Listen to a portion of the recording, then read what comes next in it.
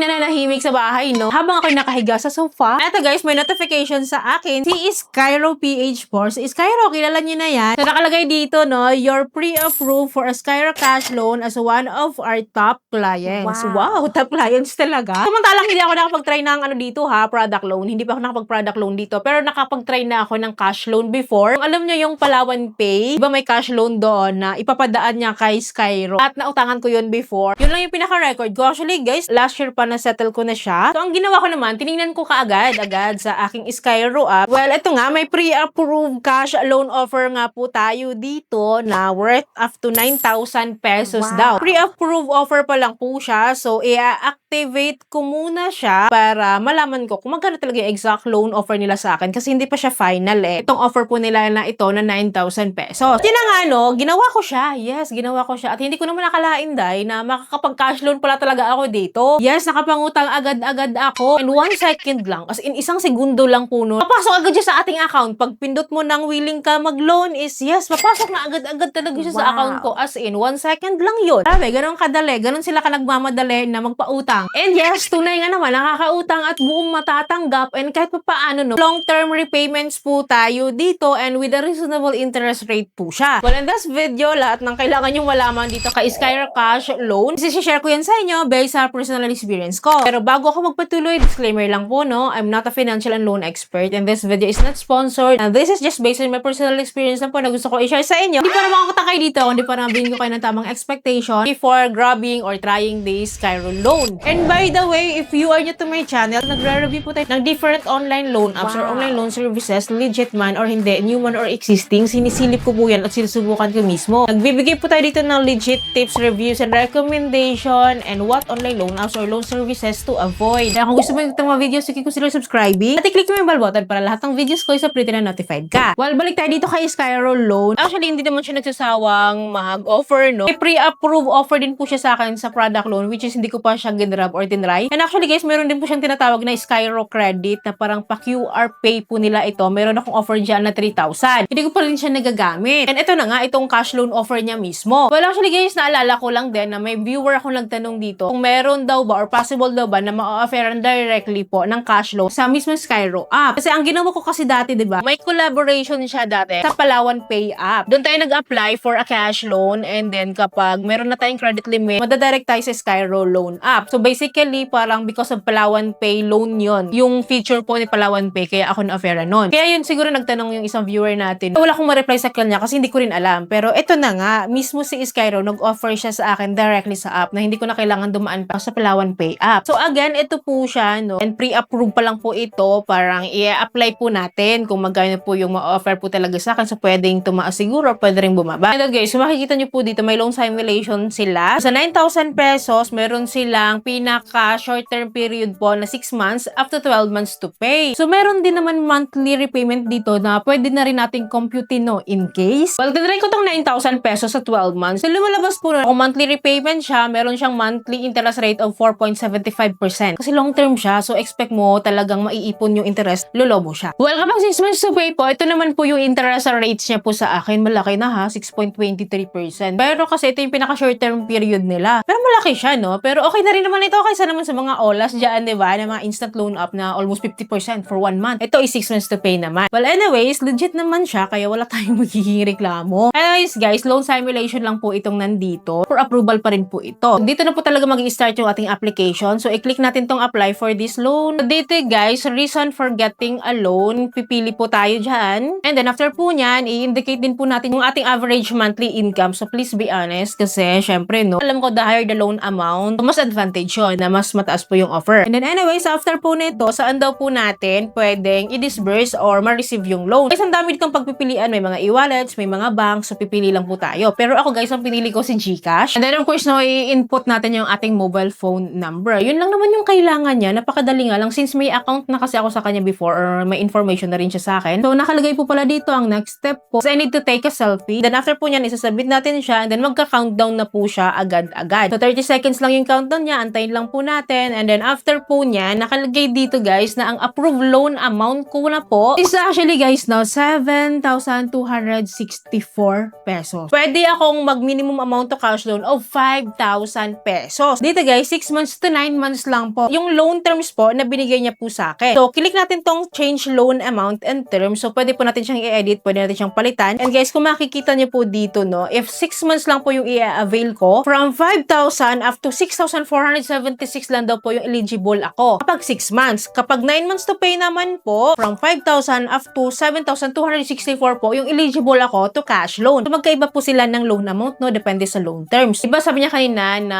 up to 9,000 daw po yung aking pre-approved loan offer. So, tinry ko tong 9,000. Sabi niya dito, hindi daw talaga pwede kasi ito lang daw yung aking loan amount, 5,000 up to 7,264 for 9 months to pay. So, hindi talaga siya kaya. So, ito lang po talaga yung final approved loan amount ko. I can loan daw up to 7,264. Pero guys, nag-decide po ako na uutangin ko lang po siya sa halagang 5,000 pesos. Anyways guys, ang pinili ko lang po dito is 6 months po kasi 'di ba? Okay na 'yun, 5,000 lang naman. Yun lang kasi ang pinaka-early repayment nila and wala akong choice doon. So, dahil decided naman po ako na mag-loan dito. Then after po nito, ipapakita niya yung ating loan details and then may nakalagay na po dito na loan protection, additional ata na 34 pesos per month. At itong flexi, may 81 pesos additional per month. So, binuksan ko naman siya kung ano yung details niya. And clearly guys, parang insurance lang din po siya in short, para hindi na tayo masyadong mag-isip. So, if ever gusto nyo na mag-avail niyan, pero ako kasi guys, hindi ko siya in-avail. Pwede naman po siyang i-off para ito lang din yung babayaran ko. So, again, I'll receive daw the amount of 5,000. So, buo po siyang matatanggap. Yung total loan amount daw is 5,830. So, nakalagay dito yung interest rate ko daw is 4.90%. At nandito din po yung aking disclosure statement. Dito nakalatag lahat po ng mga kabayaran, mga interest or mga explanation po nila. Well, they'll decided naman po ako, no, pinroceed ko po yung aking application. And then after po niyan po, no, magpapadala po sila sa atin ng code. So, i-enter lang po natin yan. And then after po niyan, nakalagay dito, crediting 5,000 to my account. Dito daw po sa disbursement account po na pinrovide ko. So, kinonfirm ko yan siya agad-agad. So, nung pagpindot ko kaagad-agad, no, nag-pop up agad